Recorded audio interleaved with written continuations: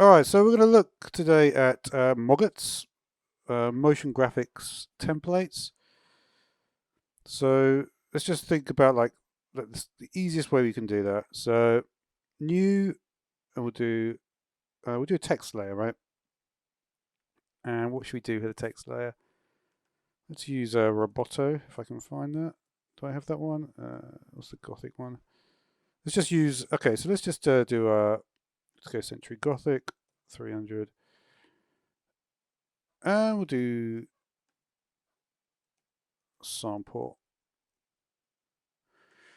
All right, let's actually put this thing in the middle. All right, so we'll just put the text somewhere here, right? Okay, so say we wanted to convert this to a MOGRT.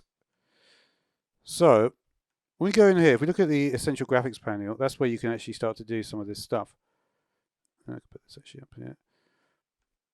So we'll select our composition 1, and it will appear here.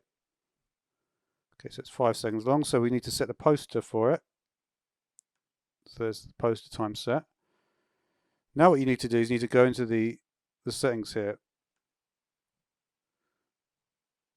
All right, so if I click here on the text here, I could do add properties to Essential Graphics.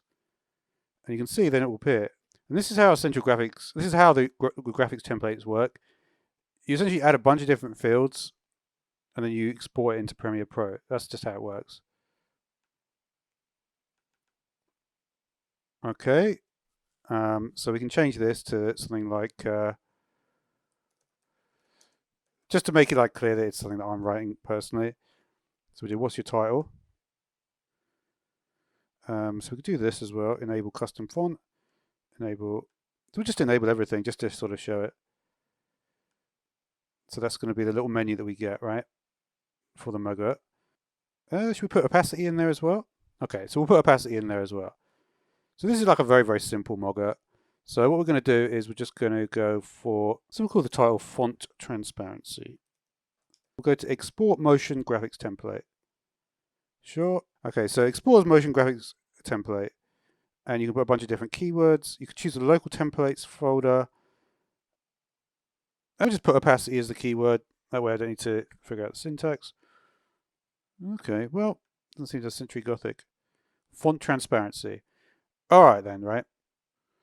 All right, so we'll do this. Okay, so now we're going to go to Premiere. We'll just, doesn't really matter what we do here. Okay, so we have a small color map. And so we wanted to put that motion graphics template on there. Again, all we can do is, this is what the advantage, because you've got the Essential Graphics panel in both programs. That's basically how it works. I actually saw it there in My Templates.